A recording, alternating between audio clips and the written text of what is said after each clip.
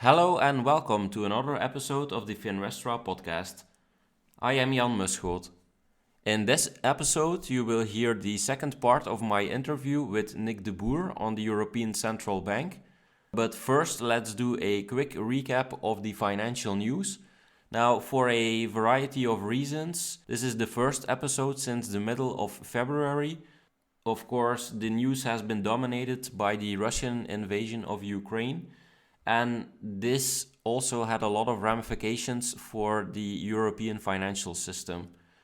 So some noteworthy topics: about $300 billion of foreign assets of the Central Bank of Russia were frozen.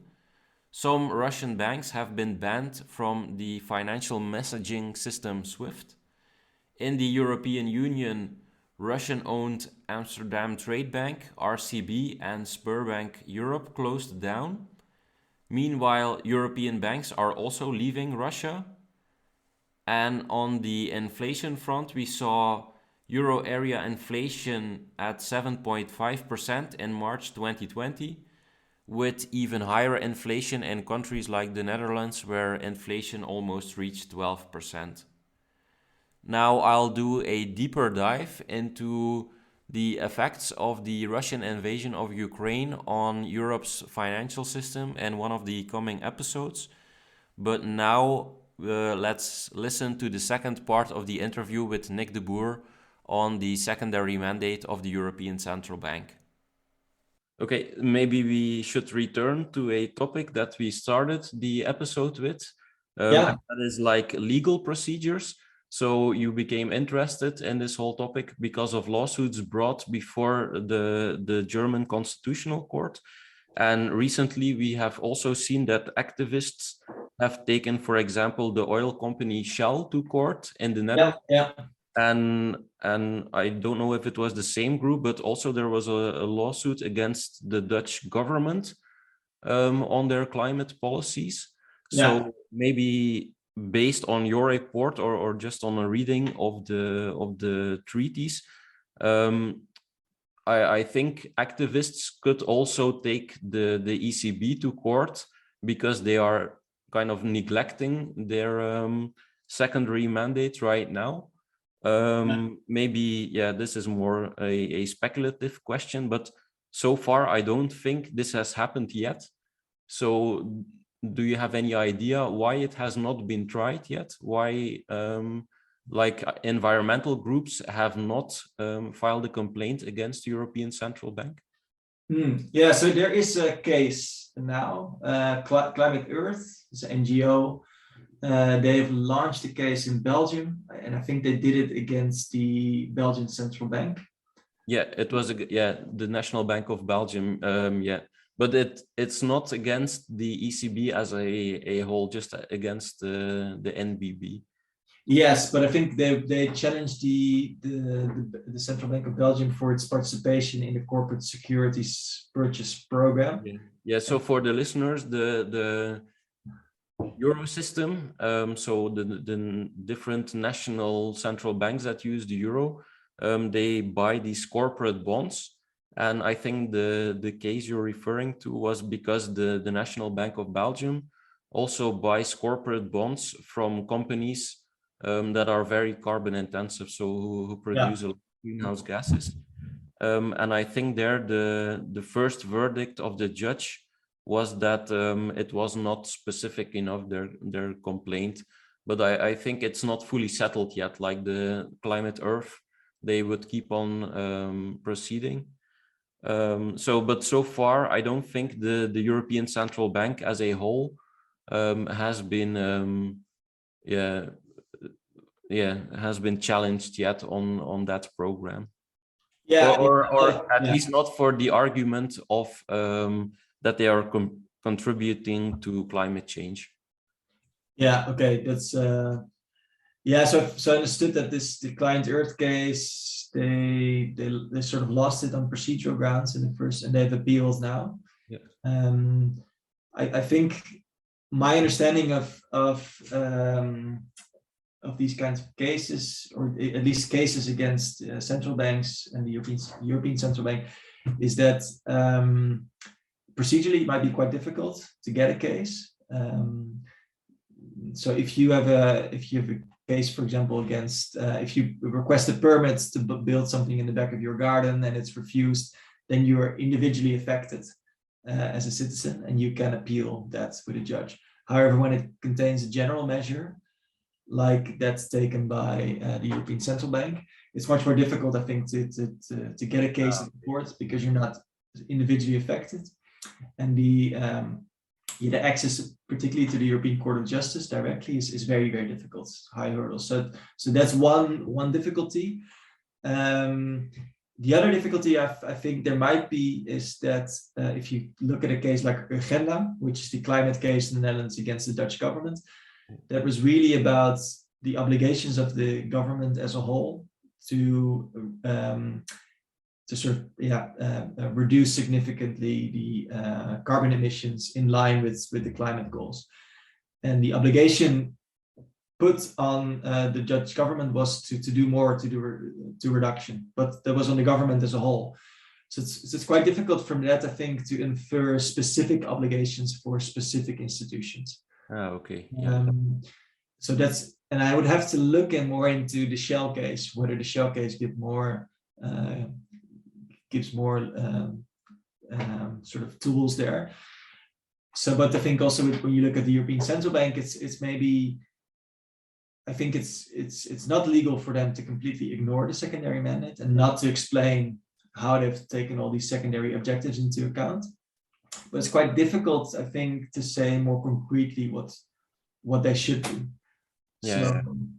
So it is with the corporate securities purchasing program, which you mentioned. There, Mario Draghi, I think, admitted that they had not taken the impact on the climate into consideration at all. So I think that's a fairly clear violation of the secondary mandate and the obligation that the ECB had. Okay. Yeah.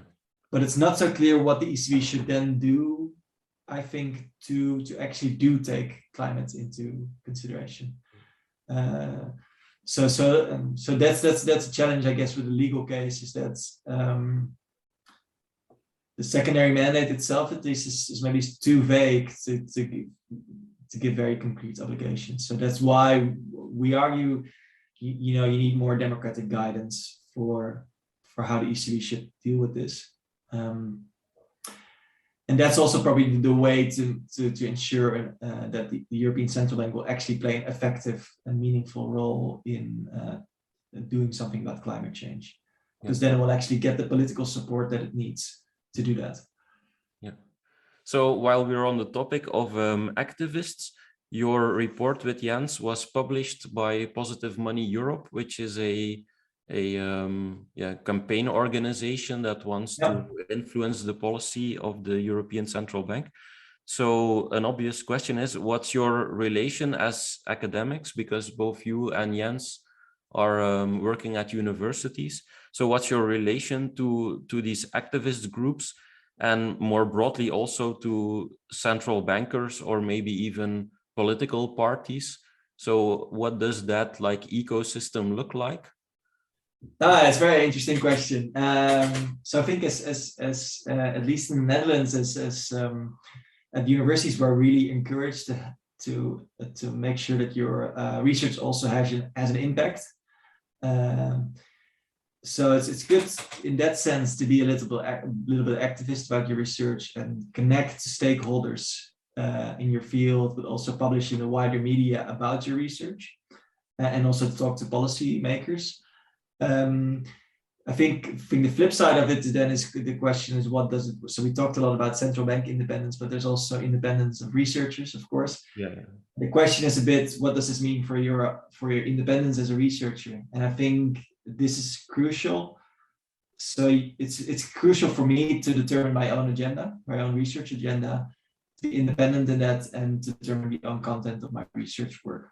So that's a bit how so I see myself as an independent researcher who does the research, I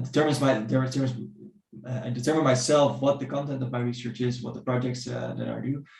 But if I get important findings with that, I'm happy to work together with stakeholders in the field to make sure that they have an impact. So that's sort of Yeah. that's broadly how I see the relation. Yeah, and it's great that you want to come on the podcast also to talk about it, so that your findings have a broader dissemination and not just in a specialized scholarly paper where only a few specialists read about it. And did you get any feedback from Frankfurt or from people at the European Central Bank? Yeah, it's also a good question. Also great, by the way, that you're making a podcast on these financial issues that are quite specific sometimes. No, so we did so we wrote this Positive Money or the reports that was published with Positive Money, and we then presented that in a webinar, which also featured someone from the ECB legal service who spoke on a personal title, so that we could interact with it. Yeah. And so that made sure, I think, that they've seen the report, and where they disagree a bit between, I think, is the extent to which the ECB can interpret the secondary mandate by itself. So the ECB itself seems to think we can sort of look at all the different EU policies and then distill from that what we need to do with regarding to monetary policy. And we say, no, you should have had much more explicit coordination. So that's where the disagreement seems to lie. So the ECB is kind of waiting for politicians to take the initiative to prioritize these secondary objectives. Well, I think that's what we would like, that politicians take a more active role in prioritizing secondary objectives, but the ECB doesn't seem to think that's necessary. So I think. I think that they think we can now make climate policy by ourselves, and so they think they're much more autonomous in the interpretation of the secondary mandate. Our concern with that is that it's much more democratic if you have more coordination. Yeah. So our time is almost up, so I'm going to skip to the last question. What are you working on right now? Are you still working on elaborating this research, or have you switched to another topic? No, I'm quite so I've been quite sort of boring in the topics that I've been working on, the same topics for a number of years now. So I'm actually working on that's my main project, a book about constitutional courts in the EU and the German Constitutional Court. And that's been going on for quite some time. It's a revision of my PhD basically, but I initially set out to change it in the beginning of 2020, but then Corona happened and we didn't have daycare, and then a lot changed in the field. So that has had multiple delays. But this is a book about the sort of influence of the German Constitutional Court on EU politics and also German politics about the EU. So I hope to finish that quite soon. And then in relation to that, I'm thinking further about the role of central banks. So we're organizing a conference at the University of Amsterdam about democratizing central banks, which is sort of an interdisciplinary international conference. A related issue I'm really interested is the sort of idea of proportionality, which is a principle of proportionality that has gotten also quite a prominent place in the monetary policy strategy review, and I'm interested to explore the potentials and also the limits of that more.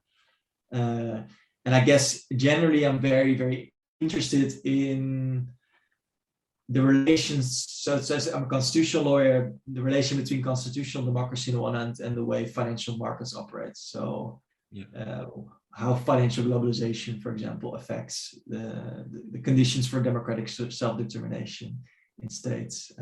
These kinds of big issues. Although I have limited developed views on that yet. So, but there's definitely not a shortage of topics that you are working on, and no, luckily not. No.